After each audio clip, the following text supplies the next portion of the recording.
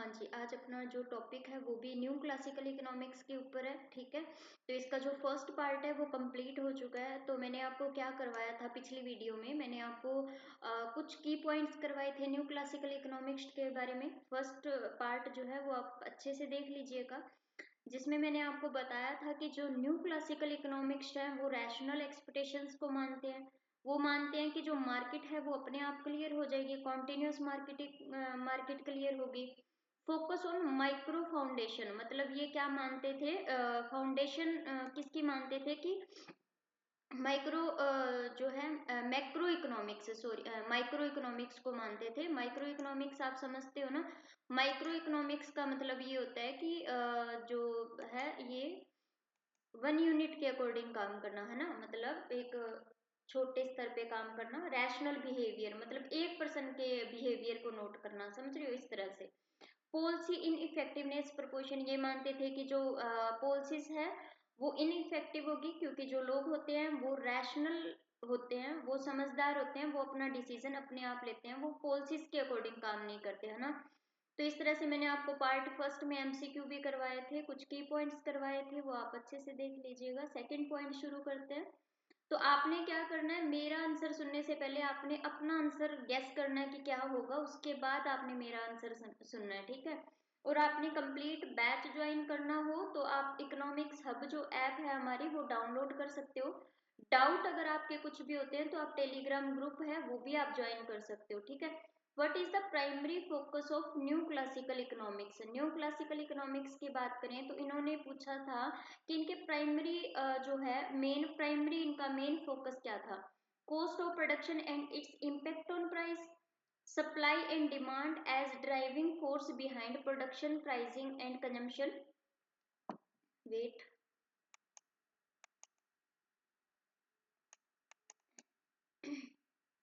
हाँ जी। थर्ड है option government intervention to stabilise market, या फिर इनका मेन क्या था कि जो गवर्नमेंट है उनका इंटरवेंशन होना जरूरी है, या फिर labour and material cost as the sole determinant of value. तो प्राइमरी अगर हम माने, प्राइमरी फोकस क्या था, प्राइमरी फोकस इनका था supply and demand as driving force behind production, pricing and consumption. मतलब जो सप्लाई और डिमांड है वो अपने आप इक्वल हो जाते हैं, क्योंकि इन्होंने बोला था ना कि ऑटोमेटिक मार्केट क्लियरिंग जो है वो चलेगी, मतलब कि गवर्नमेंट इंटरफेयर की कोई जरूरत नहीं है, पॉलिसी भी इनइफेक्टिव होगी। सो दैट ये क्या मानते थे, supply and demand as driving force behind production, pricing and consumption, ठीक है। तो यहाँ पे हिंदी में भी गिवन है, आप ये भी रीड आउट कर सकते हो जो भी हिंदी के स्टूडेंट है। चलिए सेकंड कर लेते हैं question.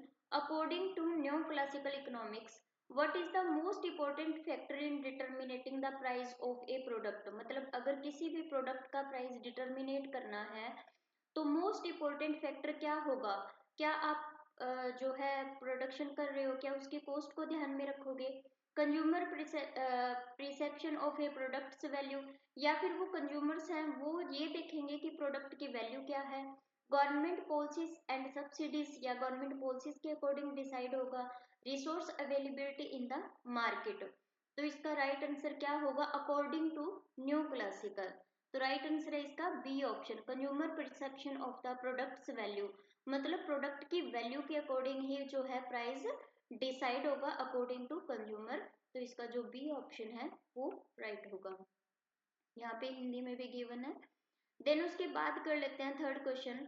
What does the economic surplus represent in new classical economics. What does the economic surplus, मतलब कि आर्थिक अधिशेष क्या है, इकोनॉमिक सरप्लस क्या है। The difference between production cost and market demand, the difference between production cost and retail price, the difference between market price and government regulated price, the surplus labour used in production. आप video को pause कर लीजिए, उसके बाद फिर से read out कीजिए, फिर आंसर गेस कीजिए, क्योंकि अगर आप चाहते हो एग्जाम आपने क्लियर करना है, आपका एक एक डाउट क्लियर होना चाहिए, तो आपको कुछ रूल्स होते हैं वो फॉलो करने पड़ते हैं। आप क्या करोगे, आप वीडियो पॉज कर लीजिए, अच्छे से रीड आउट कीजिए, फिर आंसर देखिए क्या होगा, ठीक है। उत्पादन लागत और बाजार मांग के बीच का अंतर देखा जाता है, मतलब कि आपने क्या देखना है, इकोनॉमिक सरप्लस क्या होता है। तो इसका राइट आंसर क्या होगा बी ऑप्शन, उत्पादन लागत और खुदरा मूल्य, मतलब कि difference between production cost and retail price. Retail price और प्रोडक्शन कॉस्ट के बीच में जो भी डिफरेंस होगा, जो भी अंतर आएगा, उसे जो न्यू क्लासिकल क्या लेके चलते हैं, इकोनॉमिक सरप्लस लेके चलते हैं। अगर आपको फिर भी नहीं समझ में आ रहा है कि ये क्यों आंसर आया, तो आप कमेंट बॉक्स में लिखिएगा। नेक्स्ट वीडियो में मैं आपको आपके जो भी डाउट है वो क्लियर करूंगी, ठीक है।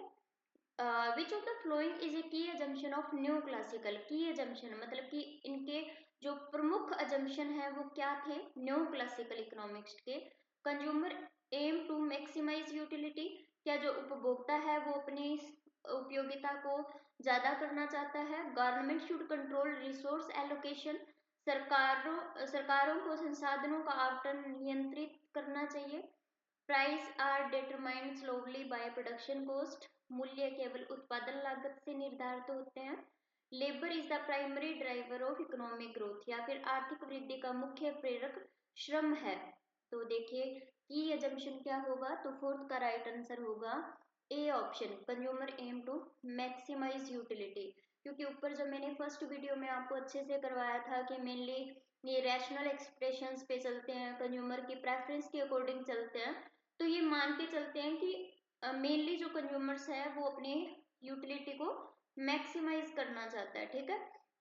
गवर्नमेंट को लेके ही नहीं चले थे, तो बी ऑप्शन हम काट देते हैं। कहते price are determinate why slowly by production cost. अब मैंने आपको प्राइस बताया था डिमांड और सप्लाई के अकॉर्डिंग डिसाइड होगा, है ना, प्रोडक्ट की वैल्यू के अकॉर्डिंग डिसाइड होगा, तो ये भी ऑप्शन गलत है। Labour is the primary driver, नहीं है, लेबर को प्राइमरी ड्राइवर लेकर नहीं चलते इकोनॉमिक ग्रोथ के लिए, तो डी ऑप्शन भी नहीं आएगा। उसके बाद चलते हैं फिफ्थ क्वेश्चन पे। According to new classical economics what determine investment, जो नव अर्थशास्त्री हैं उनके अनुसार निवेश किससे निर्धारित होता है। गवर्नमेंट स्पेंडिंग से, कंज्यूमर डिमांड से, सेविंग से, या फिर प्रोडक्शन कॉस्ट से। तो आप जो भी इन्वेस्टमेंट की जाएगी बिजनेस में वो किसके अकॉर्डिंग की जाएगी, अकॉर्डिंग टू न्यू क्लासिकल। तो फिफ्थ का राइट आंसर होगा सी ऑप्शन, सेविंग।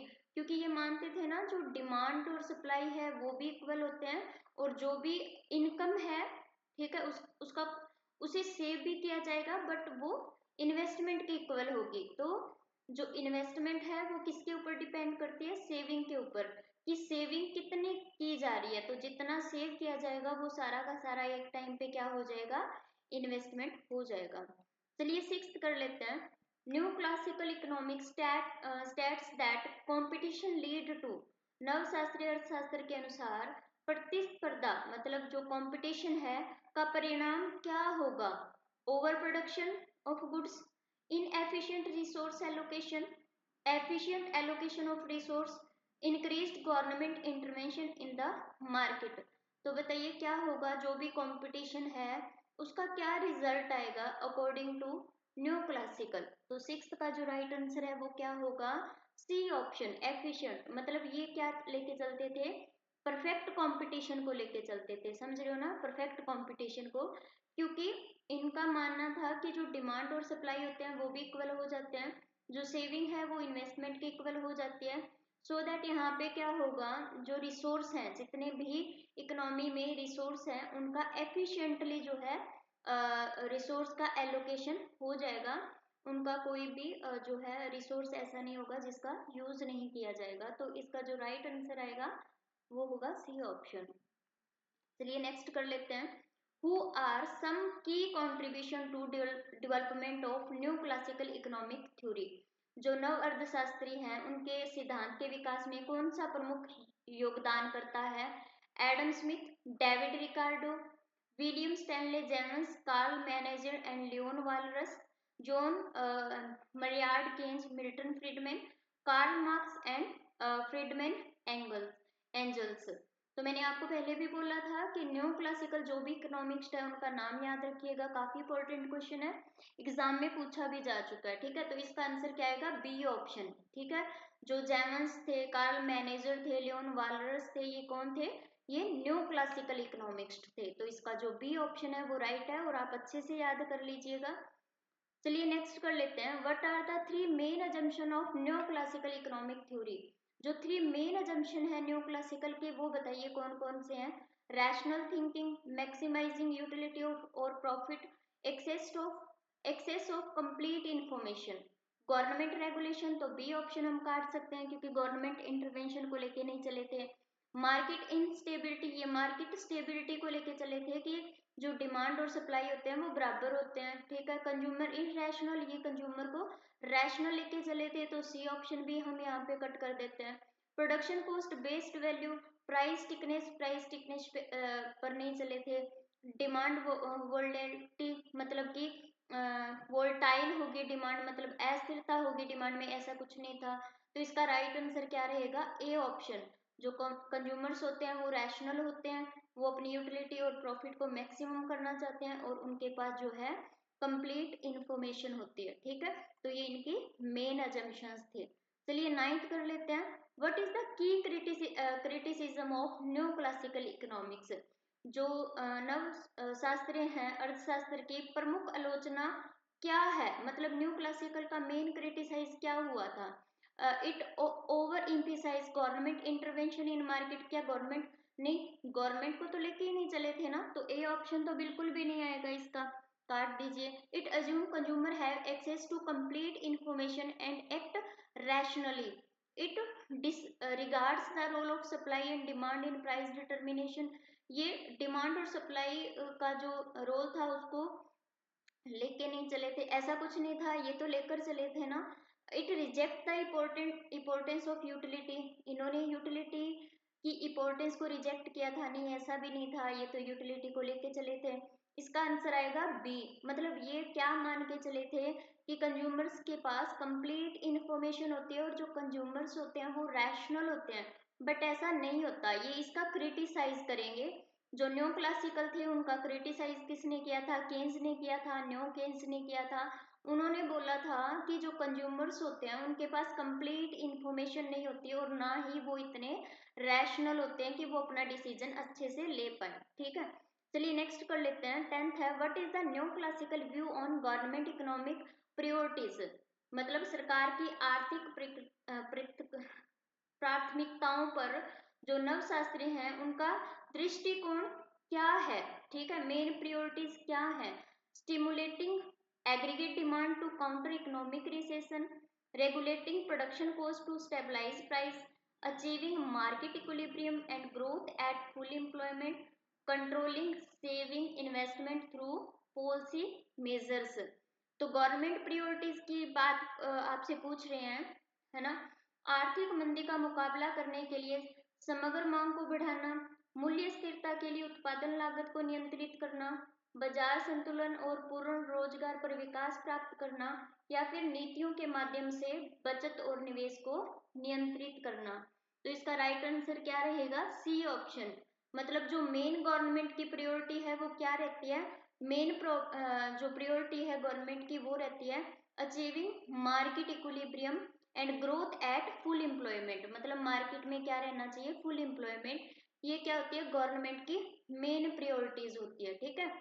तो यहाँ पे हमारी जो एमसीक्यू सीरीज है वो खत्म होती है। नेक्स्ट हम लोग थर्ड पार्ट भी करेंगे। यहाँ तक कोई भी डाउट है, कुछ भी प्रॉब्लम है, देन आप जो डाउट हमारा ग्रुप बना हुआ है इकोनॉमिक्स हब, है ना, इकोनॉमिक्स हब हमारा टेलीग्राम पे भी ग्रुप है, वो आप ज्वाइन कर सकते हो, ठीक है। मिलते हैं आपसे नेक्स्ट लेक्चर में, ओके बाय।